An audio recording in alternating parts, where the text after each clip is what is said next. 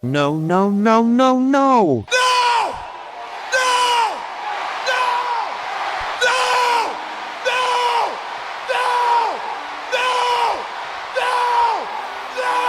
If I'm gonna get up at 5 a.m. for my 21-year-old trophy wife, at least let me talk about the good things. At least let me look at my portfolio and let it be green. Now I have to talk about the shit show that the Bears put together today. Welcome to the show. Let's roll the tape. Welcome everybody to the Daily Recap Show where we talk about stocks and the financial markets. My name is Chase. If you like this video, please subscribe, hit that notification bell as well as the like button and leave a comment for the algorithm. Let's get into it. This is the daily heat map of the S&P 500 and US stocks traded mixed on Tuesday as investors assessed more tariff policy shifts from Donald Trump, retaliation, and looked ahead to incoming inflation data. Guys, it truly was just a mixed day today. There was nothing about it. Look at some of the mega caps. Amazon was down. Tesla was down in a big way. Then we had Nvidia, which was flat. Apple gained. Good financials, mixed. Some winners, some losers. That was really the theme of today. However, when you break it down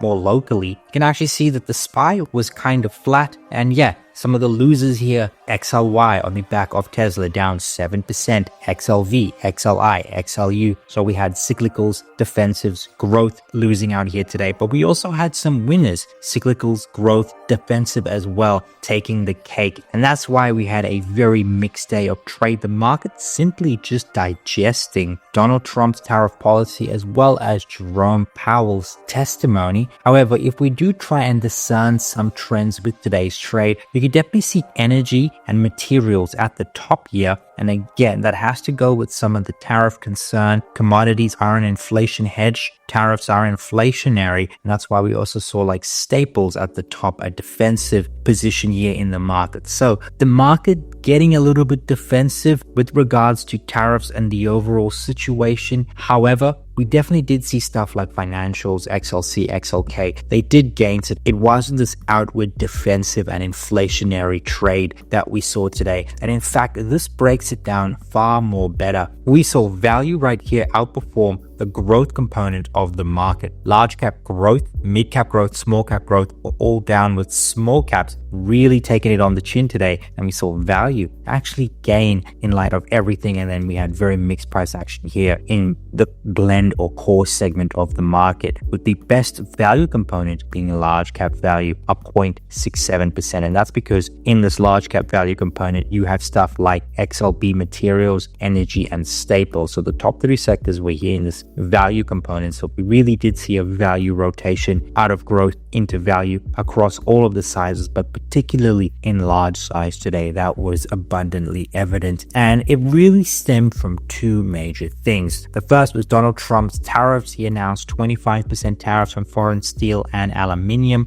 and the market was simply just digesting this. The European Union also responded. President Ursula von der Leyen saying that she intends to retaliate with this in the coming days or week ahead. And so the market's sort of just trying to digest all of the tariff and trying to price this in accordingly. And then we also had Jerome Powell's testimony. And the overarching message was that the Fed is in wait and see mode. They have the ability to wait and see simply because the US economy remains strong with solid growth, a resilient labor market, and inflation is easing when you look at it. Though it still exceeds the Fed's 2% target, inflation is coming down and we are starting to see tangible moves in inflation. This is what Jerome Powell said. He said the central bank is holding interest rates steady for the moment, adopting a cautious approach to future changes while prioritizing price stability and employment. Powell highlighted risk from fiscal policy and global uncertainties, but stressed the Fed's commitment to flexibility and data-driven decisions. Overall, his message was one of cautious optimism, signaling no urgency to cut rates while keeping a close watch on economic indicators. Very stock standard stuff you see from Jerome Powell. And I think, between the tariffs we saw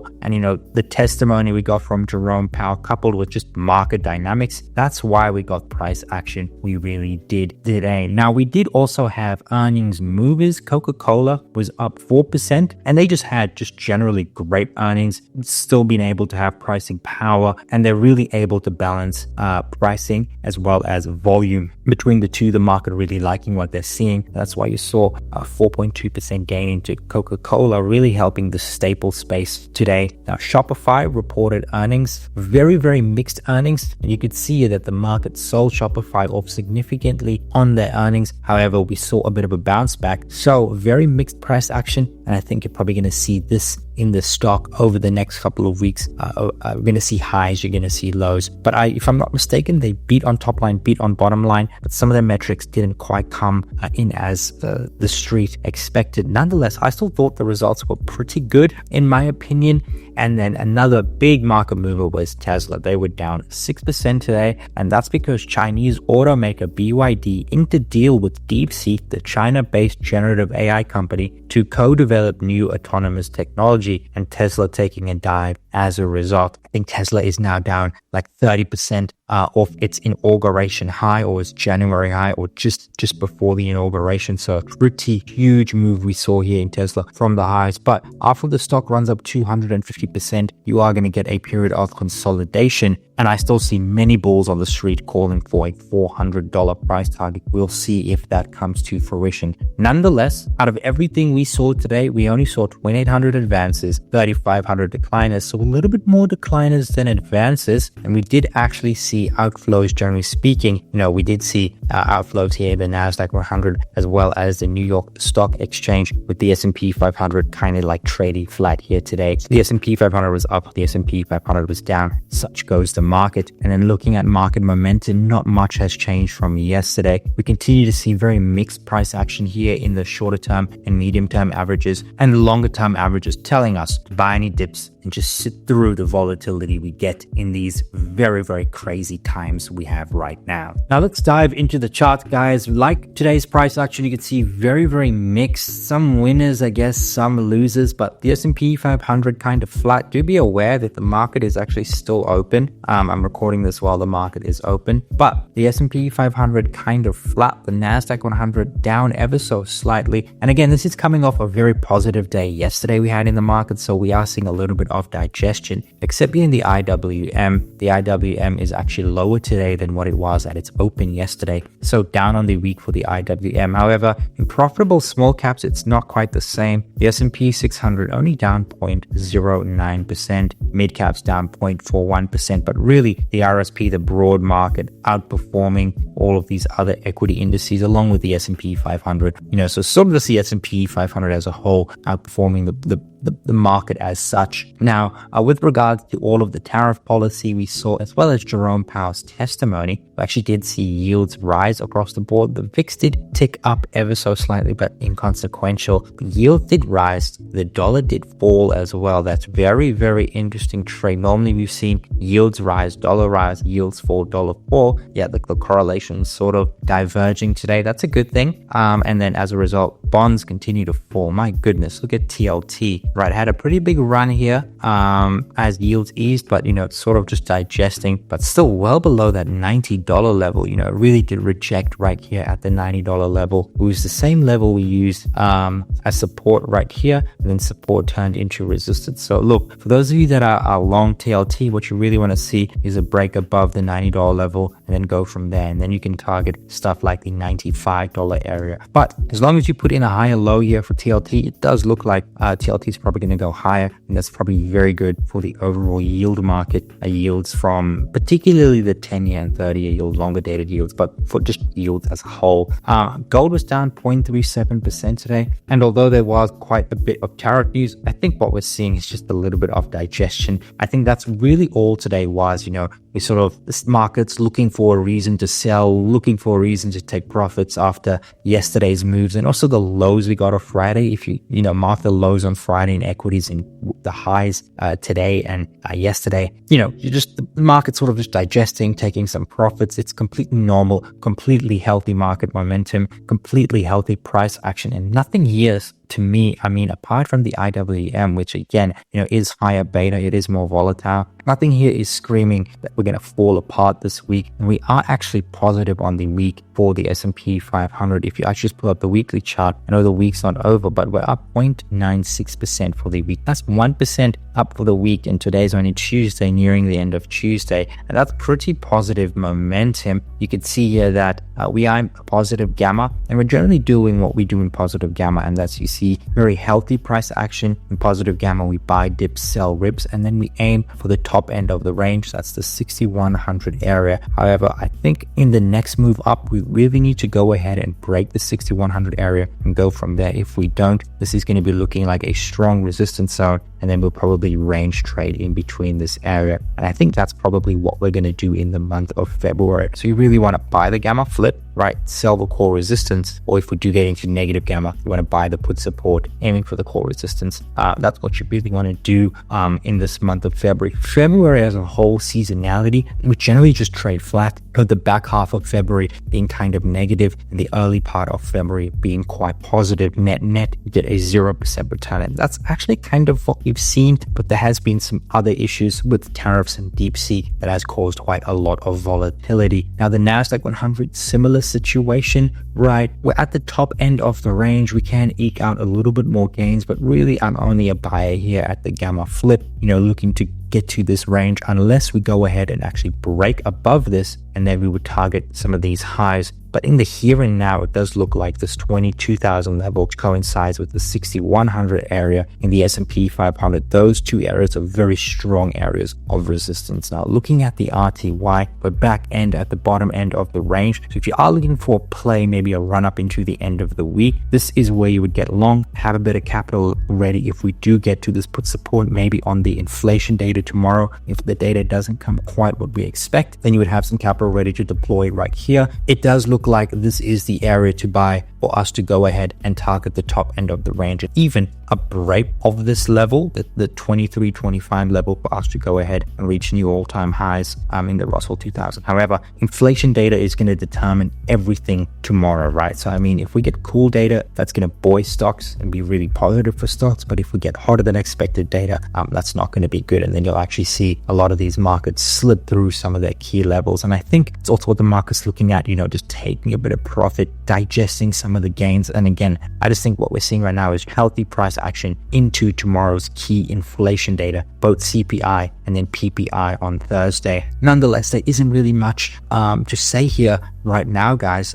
Just that, it's just that you should already really be long, and we just really need to sit through the volatility. If you guys are looking for a hedge, probably look towards gold. You guys know that from the start of this year, my end of year price target was 3,000 gold. I just didn't think we'd see a run up like this quick, almost so linear. But we are where we are right now, and I still think it's a great hedge. If you actually go to the back end portion of this video, I talk about gold and why I think Scott Bessent is going to revalue the gold reserves in this administration, in Donald Trump's administration. That's going to be really well for gold. We could actually see like a 2,800 a gold floor if that happens. So this looking like a very good place to probably add gold. However, that comes with policy uncertainty, and there is no certainty with that. But guys, very positive stuff. When you do look at it, the dollar continue to tick lower, and we should probably see that continue. What we really want to see with the dollar though is a move to the 107 flat. And once we break this level, use it as a resistance, and then we can continue the major move lower. Until that actually happens, I would still bet on a stronger dollar, because we could actually just use this as support and go from there. Now, looking at the 10-year yield, very, very green today, and the fourth green day in a row. However, probably just a little bit of digestion after the pretty big move we saw here throughout 2025 when we peaked at 4.8%. I think if we do find resistance right here and then continue the move lower, that would be a lower high, relatively speaking, to this high right here, and that would be positive for us to continue the move lower. But the 10-year yield approaching a very critical zone. This 4.6 area needs to hold, because if we break above, not going to be fun. But again, all dependent on the inflation data tomorrow. If we get hot data, the 10-year yield is going to slice through all of the key levels with ease. So tomorrow's data, very, very critical, especially considering the non-farms we just got recently, the earnings, and all of the tariff news we got. Inflation data is more key than ever before. But guys, you know the drill. Buy the gamma flip, hold until the core resistance. When positive gamma and price action we're seeing right now, you just want to be patient and you want to take any opportunities you do get. Like we got like here, you want to take them quickly because stocks don't stay down for very long in a bull market. Diving into sentiment, this is CNN's Fear and Greed Index, and we have officially moved into the neutral zone right here after being in this fear and extreme fear zone for quite a number of weeks, mostly through the Christmas period, as well as all of the volatility we've seen here at the start of the year with the Trump presidency, DeepSeek, tariffs, etc. Nonetheless, we are officially in neutral sentiment. Those of you that bought the dip, well done. And for those of you that are long, you now face the hardest part of the game, and that is holding through neutral greed and extreme greed territory to extract as much alpha as possible. However, stocks are pretty much at all-time highs. We're about 2 or 3% away from all-time highs, especially in the S&P 500. So why exactly are we still at neutral sentiment? A big part of it actually has to do with tariffs and global macroeconomic policy. Now, Trump officially announced 25% tariffs on foreign steel and aluminium. We knew these were coming since the weekend, but they're officially announced now. Now, this is on all steel and aluminium coming from pretty much every single country. He wants to boost domestic production, and we're going to see how this impacts the market as a whole. One thing we are seeing is that executives are definitely talking about it, and I guess this could also be a barometer for where tariffs might impact stocks the most. Now, you can certainly see that this is the percentage of S&P 500 companies citing tariffs on earnings calls. Industrials, 39 companies citing tariffs, the most of any other company, doubling second place, which is information technology, healthcare, financials, and consumer discretionary. So guys, if you are going to look at stocks and companies that might be affected by tariffs substantially, it might be these companies. If you're looking at sectors that might avoid the brunt of tariffs, probably look at stuff like consumer services, utilities, as well as real estate. Not many mentions on here. However, what does this mean and what do tariffs mean for the S&P 500 as a whole? And at the end of the day, it simply comes back to earnings. And BOPA have a very interesting chart. They estimate that 25% tariffs on Canada and Mexico plus 10%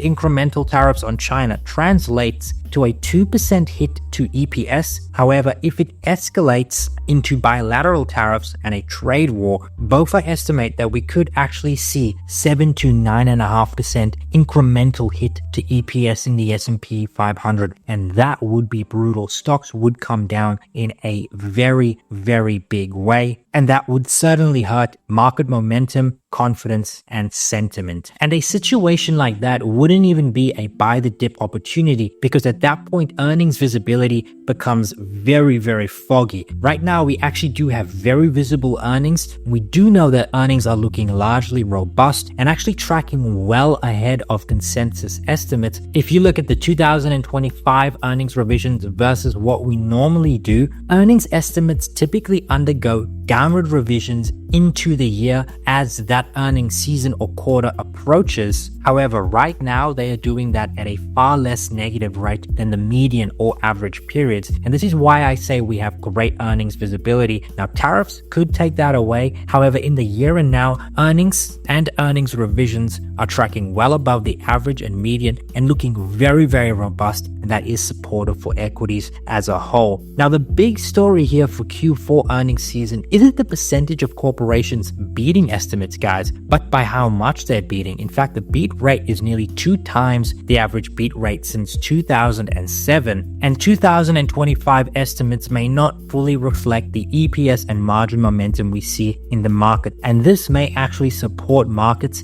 given the tariff tape bombs, but it's going to be a very big interplay between how tariffs impact the economy and how that economic impact translates into earnings. And this is, I think, what the market is ultimately trying to price in, along with a whole bunch of other stuff like yields. But really, I think when it comes to the earnings picture in the here and now, this is what the market is trying to discount for this quarter as well as 2025. Now, let's actually talk about the macro. Now, at the end of the day, when we look at it holistically, the current economic backdrop is strong and actually very rare. The present combination of low and or full unemployment and strong GDP growth has only occurred 6% of the time. Other instances were in 1965 to 1969, 1998 to the year 2000, and in every single instance, we saw amazing equity performance. These orange dots are us today. So all in all, the economic backdrop with GDP and unemployment looks really, really good. At the same time, in the back of this strong economic backdrop, we are also seeing potentially a peak in inflation and bond yields. Now, what is the relationship between bond yields, inflation, and stocks? Now, bond yields can be influenced by several factors. One of the key drivers is inflation expectations.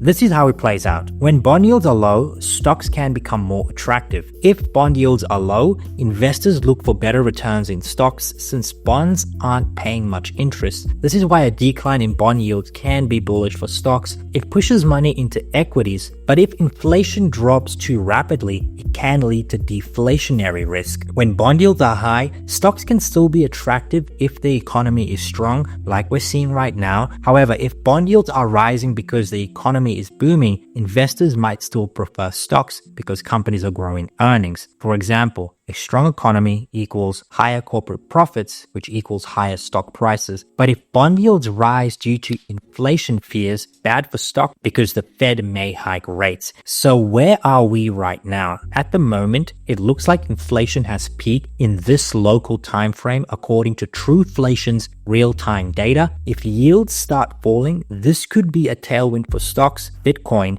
and risk asset. This is the power of being 45 days ahead of the lagging inflation indicators, and Trueflation normally has a lead time of 45 days versus the BLS's inflation rate, which is pretty much just CPI. And you could see here that this is Trueflation versus bond yields. Typically speaking, we also see that Trueflation has about a 35-day lead time over bond yields. We've seen Trueflation has actually come down in a very big way, and as a result, we should see bond yields move lower as a result. Again, that is going to be a big boon for stocks, relatively speaking, especially considering the economic backdrop and where the earnings picture is right now. Now, guys, let's actually talk about another component of the economy. Let's talk about gold and why I think this metal is rallying. Now, gold has actually had a stellar return. You could see 1 year ago, we were at about the 2,000 mark. We're sitting just under the 3,000 mark, and that's just under a 50% return in a single time frame, right? We've literally seen linear returns, a little bit of consolidation, but very, very linear returns here in gold. And guys, I think Scott Bessent and Donald Trump are actually going to use gold's price right now to really help the US economy. Currently, all of the gold reserves in the US is valued at $42 an ounce in national accounts, whereas the current value of gold is around about $2,900 an ounce. If revalued to $2,800 an ounce, this could inject $800 billion into the Treasury General account via a repurchase agreement. This might reduce the need to issue quite so many Treasury bonds this year.